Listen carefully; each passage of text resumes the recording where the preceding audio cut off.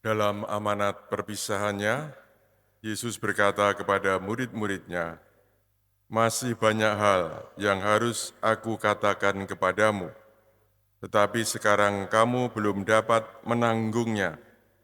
Tetapi apabila Dia datang, yaitu Roh kebenaran, Ia akan memimpin kamu ke dalam seluruh kebenaran.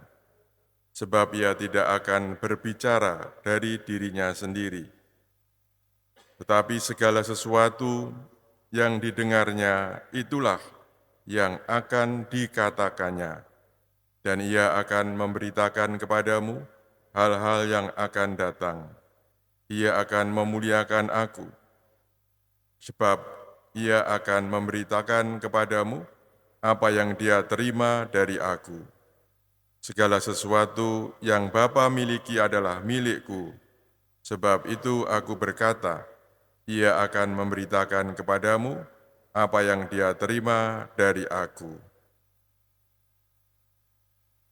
Demikianlah sabda Tuhan.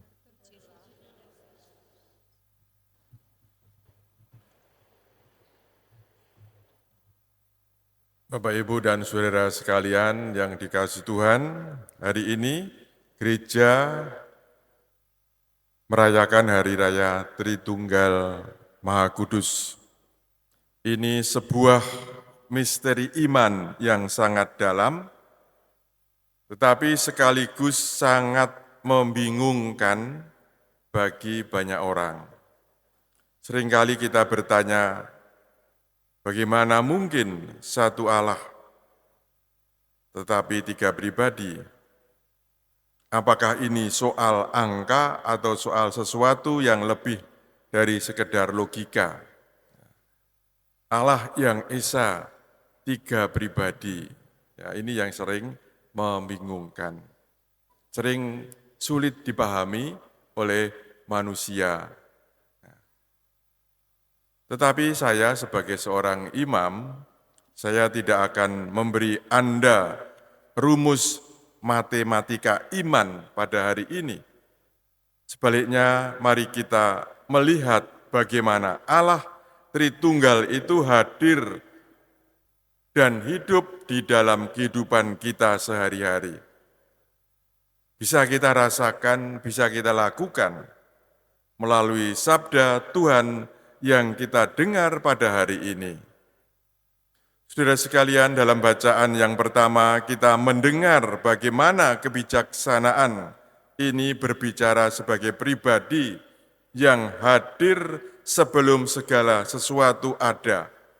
Tadi kita mendengarkan, Tuhan telah menciptakan aku sebagai permulaan pekerjaannya. Jadi gereja dalam tradisi memahami kebijaksanaan ini sebagai gambaran sabda Allah, yaitu Kristus sendiri yang telah bersama Bapa sejak kekekalan. Artinya Allah tidak sendirian. Dalam kekekalan pun Allah ada relasi, dan relasi cinta antara Bapa dan Putra. Dan dari kasih inilah segala ciptaan lahir. Dunia diciptakan bukan karena Allah bosan, tetapi karena kasih Allah yang begitu besar, sehingga kasih itu Ia ingin bagikan kepada manusia. Kalau kita membaca di dalam kitab Kejadian, Allah menciptakan semua baik adanya, dan semuanya yang baik itu diperuntukkan untuk kita manusia ini. Lalu di dalam surat Roma, surat Paulus pada jemaat di Roma, Paulus mengingatkan bahwa kita telah dibenarkan karena iman, dan karena itu hidup dalam damai sejahtera dengan Allah. Tapi yang paling menyentuh dalam hati kita adalah kalimat yang mengatakan, karena kasih Allah telah dicurahkan di dalam hati kita oleh Roh Kudus yang telah karuniakan kepada kita. Bapak, Ibu, dan saudara sekalian, disinilah Tritunggal itu menjadi sangat dekat dengan kita dalam kehidupan kita, ya, karena Roh Kudus yang telah dicurahkan kepada kita. Bapa ini adalah sumber kasih. Putra ini membawa kita kembali kepada Bapa melalui pengorbanannya. Karena dulu kalau kita melihat peristiwa dalam kitab Kejadian itu, Allah telah diciptakan semua baik dan diberikan semua, dan Allah menempatkan manusia di Taman Firdaus. Tetapi karena dinodai oleh dosa, Allah dan manusia ini berpisah. Dan disinilah sebenarnya pengorbanan Kristus sampai mati di kayu salib itu untuk menebus dosa-dosa manusia, menebus dunia. Maka supaya ada terawat, terjaga, ada Roh Kudus yang mencurahkan kasih itu ke dalam hati kita. Roh itu memelihara supaya relasi kita dengan Allah itu tetap terus terjalin dengan baik. Jadi Tritunggal ini bukan ide abstrak, tetapi pengalaman nyata.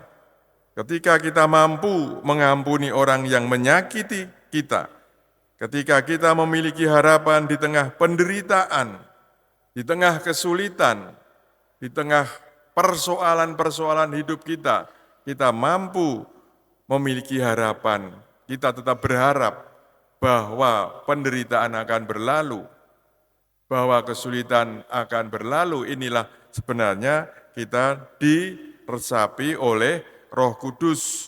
Ketika kita tetap setia meski sulit, itulah buah dari Roh Kudus yang mencurahkan kasih Bapa melalui Putra.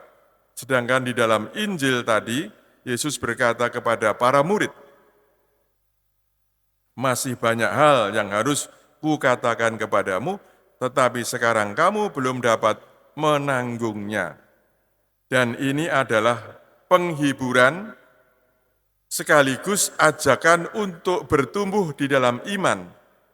Yesus tidak memberikan semua kebenaran sekaligus, ya tiba-tiba kita terus menjadi dewasa dalam iman, tetapi Tuhan Yesus juga memberi iman itu berproses. Kita akan dewasa dalam iman itu melalui proses. Maka ketika dirumuskan Ardas, cita-cita bersama itu, ya, Gereja Katolik Uskupan Surabaya, persekutuan murid-murid Kristus yang semakin itu sebuah proses, semakin dewasa dalam iman, guyub, dan seterusnya.